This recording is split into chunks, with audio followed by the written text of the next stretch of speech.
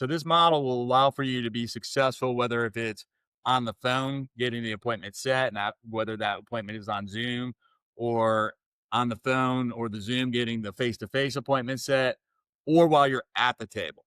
And there's three steps I'm going to give you. And these three steps are what I call the CPI communication model. CPI stands for consistent, predictable income. And I go through this in my book, Teach Your Sell. And so what those three steps are is number one is to be in rapport. Now, to be in rapport, you have to understand what is rapport. Rapport is just energy. Welcome to the Real Estate Pros Show, where we interview real estate investing professionals from coast to coast, as well as the service providers that serve the real estate investing industry. Our goal is simple: share what's working now to help you improve and scale your business to the next level and meet the pros that can help you get there. Real Estate Pros is powered by Investor Fuel, America's leader in helping real estate investors and professionals build the business you need to live the life you've always dreamed of. Let's start today's show. Property insurance for real estate investors doesn't have to be difficult, but it does need to be there to protect you when you need it. MyInvestorInsurance.com not only provides insurance at 15 to 30% cheaper than traditional agencies, it's built specifically for real estate investors like you. You can set up an account in about 2 minutes, get quotes on properties, turn on and turn off insurance for your fix and flip or rental properties in around 2 minutes without having to talk to anyone directly, all through our portal. There's no better way or faster way to make sure you've got the coverage you need to protect you, and no more lengthy policies either. Once you're set up, you're billed monthly and prorated by the day for however long your policy is active. It's powered by MSI, the third largest independent MGA, with 1.5 million customers and more than $1 billion in cumulative premiums written. Get set up today in about 2 minutes at myinvestorinsurance.com/fuel. Hey folks, welcome back to the show. Today's guest, Dan Rochon, is a Virginia-based realtor, sales coach, and author. You can find him on YouTube at No Broke Months, or on his website, nobrokemonths.com, or on his Instagram or TikTok at Dan Rochon. Dan, thanks for taking the time today. My pleasure. Hi. Great to have you on here, Dan. And we were talking a little bit before hopping on the show here, really about a number of different topics. But what I want to talk about today is the mentality that investors can take when it comes to their interactions with distressed sellers of all varieties. Oftentimes, this gets glossed over. People use kind of like a shotgun approach, or like a white knuckle my way through this and just make a bunch of offers. But we don't often dive into, how charged that situation can be when you're walking into a situation with a distressed seller. And so I'm curious if we can dive in there and break down some of the walls here for investors today. Sure. So what I hear you saying, Dylan, is about is about connecting with the distressed sellers and understanding that they're going to be in an emotional state that is going to be anxious at best, afraid, distressed. They're going to be in a really of the worst states that you can imagine. It's one of the, it's on top short of a death or a divorce, maybe. And maybe there's a death and a divorce that's on top of it as well. All right. And so you're looking at the very least, they have a distressed property that they're intending to sell. There's a reason for that distress. There's stress around that distress. And I think that's the starting point, is to understand who the person you're talking to, what they're experiencing. And then once you can experience that, then we can build on top of that.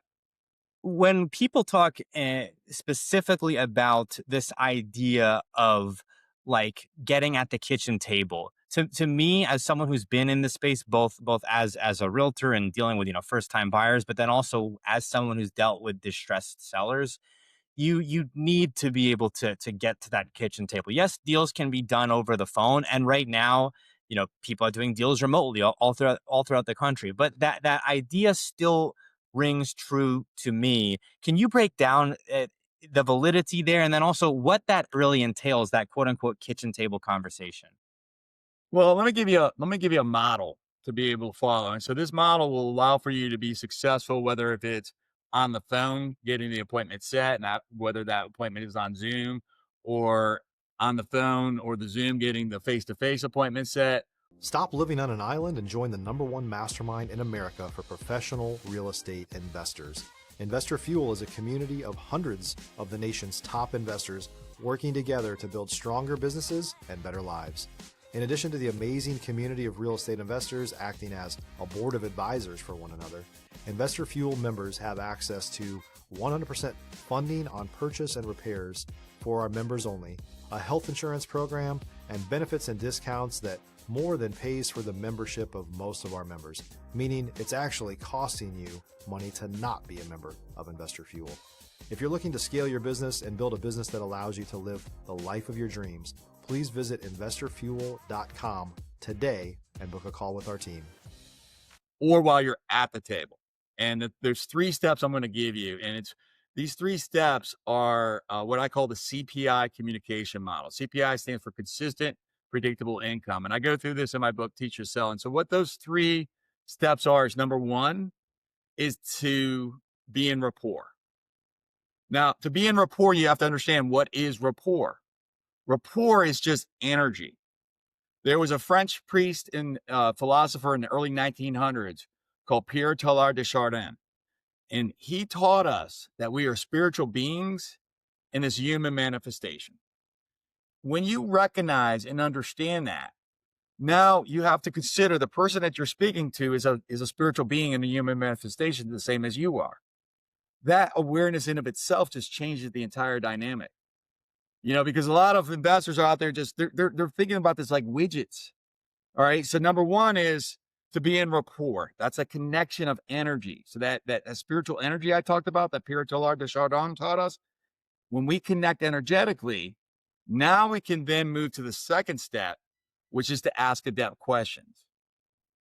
An adept question is a question designed to be able to uncover what's really the motivation, what they're really experiencing, what they're really going through. Because most investors, when you say, hey, do you want to sell your property? Boom, no. Yeah. Right? Right, exactly, right? You have to be able to walk into it. But when you know exactly what they're experiencing emotionally, and you're able to ask that through asking adept questions, now you're able to uncover the truth. Lastly, so first is to connect energetically with rapport. Second is to be able to ask adept question. Lastly is to actively listen. And when you're actively listening, you're listening to what's going on underneath, right? Not just the words, but what's behind the words. What's the meaning of the words? And so I'm giving you these 3 steps: be in rapport, ask adept questions, and actively listen. When you approach every single sales conversation in that way, whether it be from the initial cold call to the face-to-face appointment at the table, it's going to allow for you to connect at a level that now you are the provider of a solution. So you've identified what is their problem, what is their desire, and what you do is you input yourself in between, as though if there's a bridge and the pain is on the left of that bridge and the desire is on the right of that bridge, and your solution is the bridge from their pain to their desire. And that would be the framework I would describe for you. It's interesting when you talk about, the importance of really identifying, like, being in their same energy, like, right? Not matching their wavelengths, because a lot of times people talk about rapport as if it's like small talk and having some type of conversation beforehand. But what I've personally experienced, and I haven't talked about it energetically, but I've noticed that I feel like a therapist when I'm talking with some of these distressed sellers, like, to the point where, like, I'm letting them know, like, hey, we're where I'm licensed in Texas, you're going to be losing your home not this Tuesday, but like 2 Tuesdays from today, there's an auction. Your home's at the auction. So, like, we need to do something. And it doesn't appear real to them. Like, they've been leading up to this. And so you're realizing, okay, like, I'm not even the person that's causing this. I'm just kind of bringing the news, and it's almost this delayed sense of reality there. Yeah, it's not just that you're bringing the news, but you're also a solution to their pain, right? Because let's give that as a scenario. You're losing your house in 2 weeks on Tuesday. It's going to auction. There could be a better pathway where now we can get you a clean offer. If you're looking for consistent, high-quality leads, look no further than Investor Machine. Investor Machine isn't just another agency, it's the most sophisticated, data-driven lead generation company on the planet for real estate investors, and serves the role of being not just a lead generator for your business, but a marketing partner that is helping you achieve your goals along the way. Go to investormachine.com to learn more and schedule a call with our team today.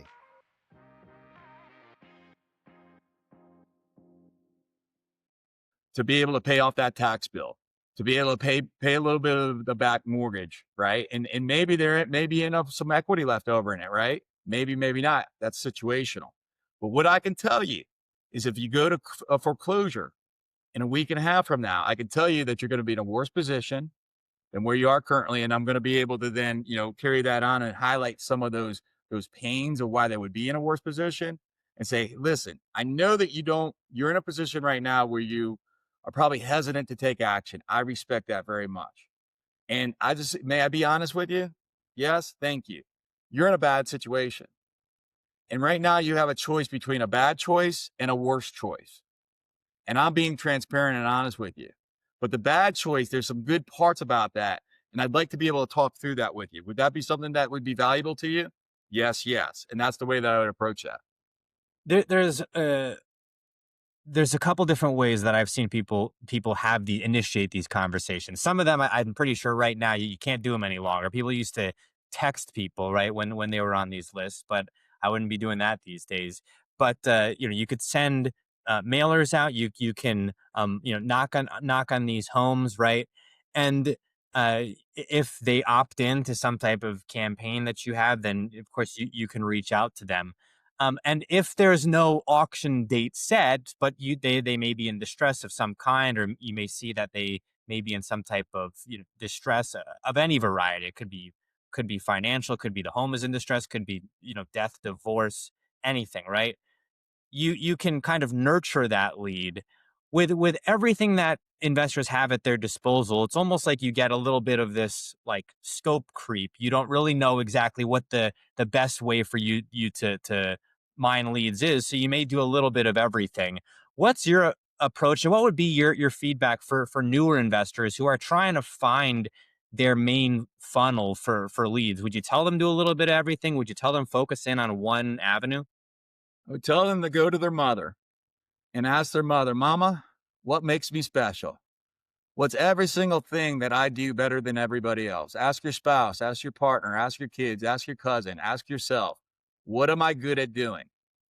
Once you identify your strengths, then you ask the second question, which is, what are all the different ways that I could find business? Bandit signs, cold calls, mailers, websites, Facebook ads, whatever the case may be. Then now I take a look at all the different ways that I could find business. I go back to what my mama told me about my superpower, and I look at that superpower and I align that superpower with the way. Then I do the activity. And the reason why I give your listeners that advice is because if you like doing it, you're more likely to do it. Now, a little bit of an asterisk to this entire thing, which is that your goal, no matter what methodology that you employ to be able to get a prospect in front of you, is to get in front of them face to face or eyeball to eyeball. And then short of that would be a Zoom call, and short of that would be a phone conversation. So I've coached investors, I've coached agents, I've coached salespeople that would send out the mail, but then they'd be afraid to get on the phone with somebody. Well, you just wasted a whole bunch of time and energy and money, right? So again, just to recap that, find out what you're really, really good at doing, find out how I could take those strengths and blessings that God gave me, and then implement that into a lead generation tactic. And then you lead generate 1 to 3 hours a day, 5 days a week, non-negotiable, no matter what.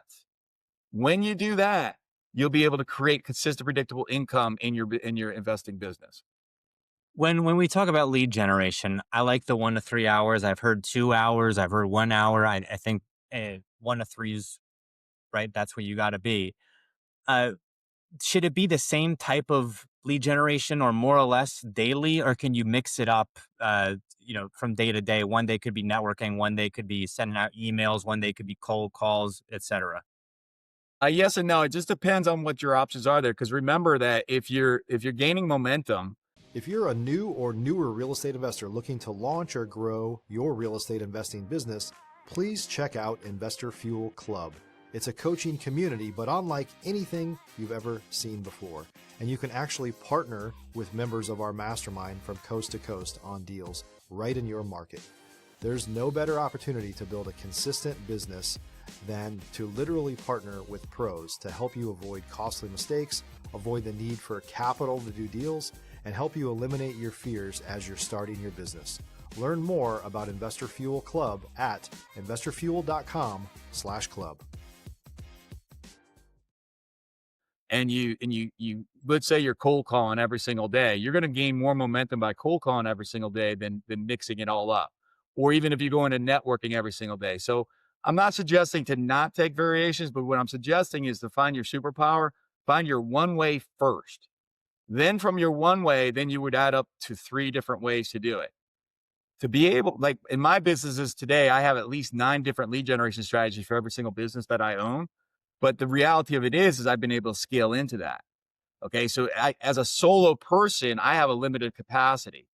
And my recommendation is to build on the momentum, because what will happen is that you will become really, really skilled at being a cold caller when you do that 1 to 3 hours a day, 5 days a week, versus mixing it all up, which you'll get adequate or good, because you just don't put the time on task.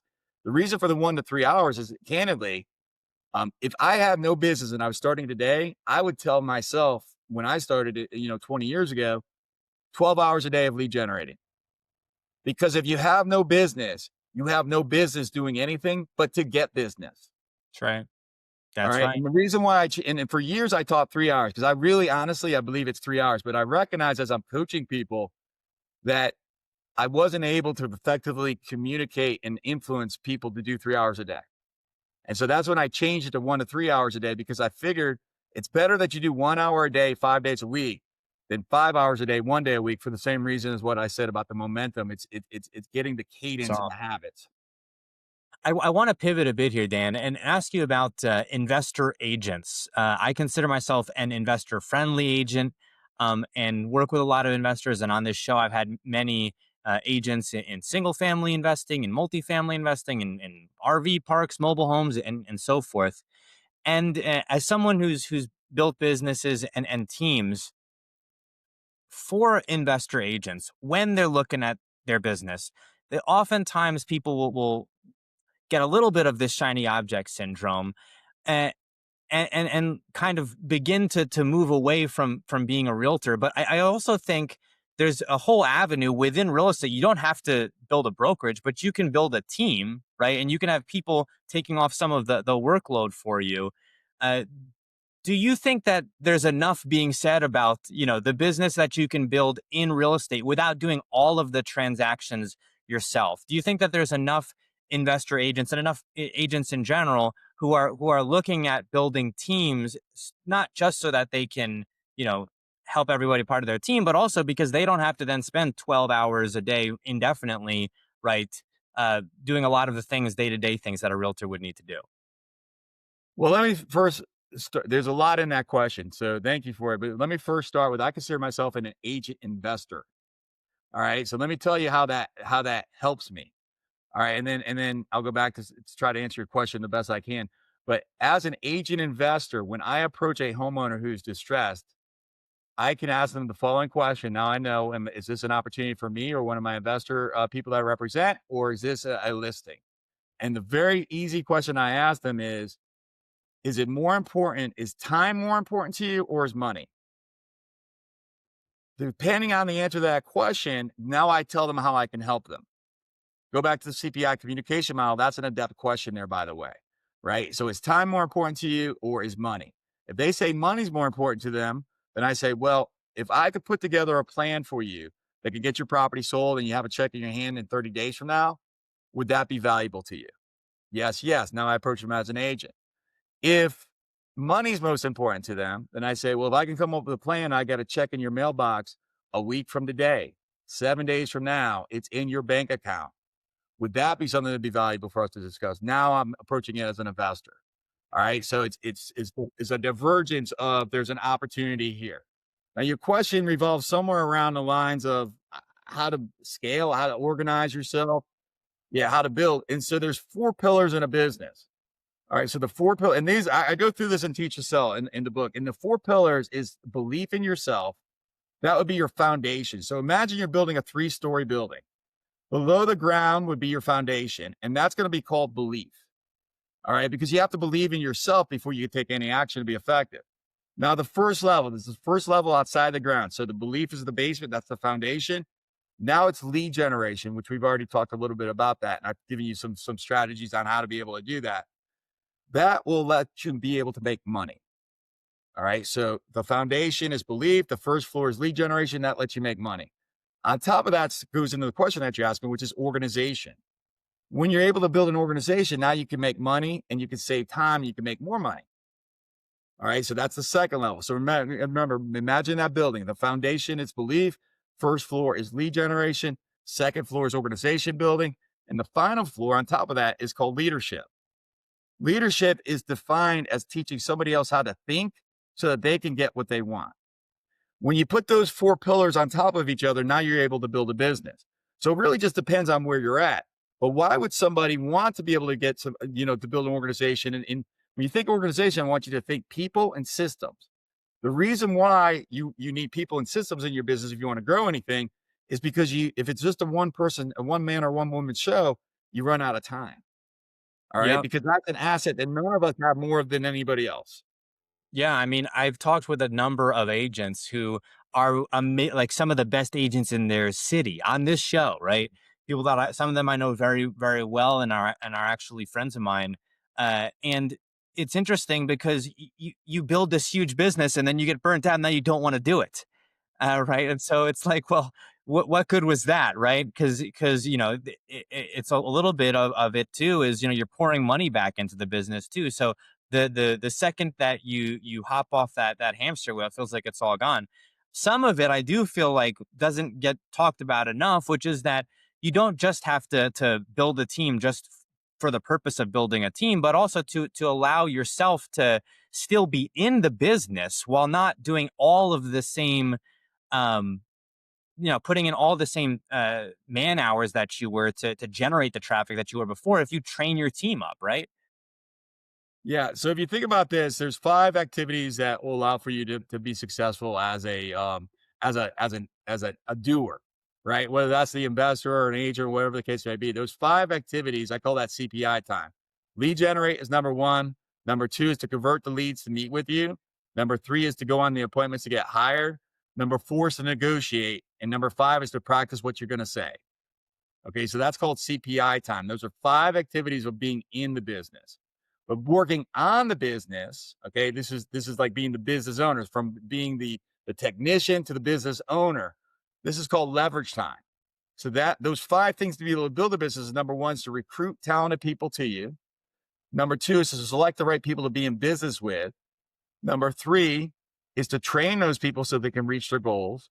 Number 4 is to lead those people so they can reach their goals. And number 5 is to motivate those people so they can reach their goals. So those are 10 activities, 5 in your business and 5 on your business. Lastly, number 11 of building a business would be to manage your money. Okay. So I gave you 5 things that you do in your business, 5 things that you do on your business, and then something that a smart business person is going to do, a smart person is going to do is just manage your money. Yeah. Lastly, the last thing I want to say about this is when you start as a business owner, no matter what business you're at, I recommend you spend 90% of your time finding business. Where I am in my business today is I spend 90% of my time finding talented people. So it evolves through time. You want to get to 50-50 as quickly as possible. Okay. So if you can imagine what your life would look like so that, you're starting 90% of my time, I'm looking for business, I'm looking for business, I'm looking for business. But that evolves through time when you're intentional. Okay. Now my world is I'm just looking for talented people. Guess what? I have so much more freaking fun doing this than banging the phones any single day of the week. I love banging the phones too. I'm good at it, right? But this is more rewarding to me. This energizes me much more.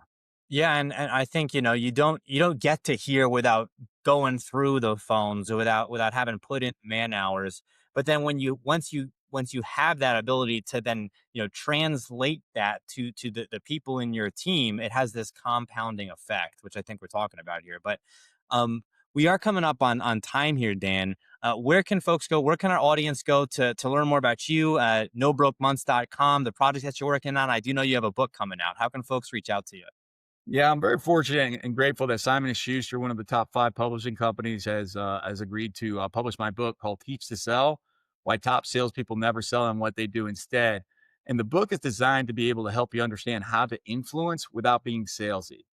Okay, so the idea of being a salesperson is sort of like, I don't like that. It's because you're doing it wrong. And so the book will guide you through the 4 pillars that I talked to about today. It will give you specific guidance on how to be able to build or how to be able to believe in yourself, how to be able to find the business, how to be able to build a team, and then how to be able to lead others so they can think, so they can get what they want. And if anybody wants to, wants my help in anything, they can visit www.teachtosellbook.com. That's teachtosellbook.com to get their book. And it's a simple way to be able to create consistent and predictable income. Dan, thank you so much for coming on today. My pleasure. Thanks for joining us for today's show. You can learn more about the amazing benefits of the Investor Fuel Mastermind community, including surrounding yourself with hundreds of other rock stars, 100% financing on your deals, and members-only discounts from vendors you're likely already using that, as a member of Investor Fuel, will save you more than the cost of your membership. Visit investorfuel.com to learn more. You can also check out the show's notes for access to free resources, how to get access to world-class lead generation, and even how to work with me directly one-on-one. Don't forget to subscribe so you never miss another episode. See you on the next show.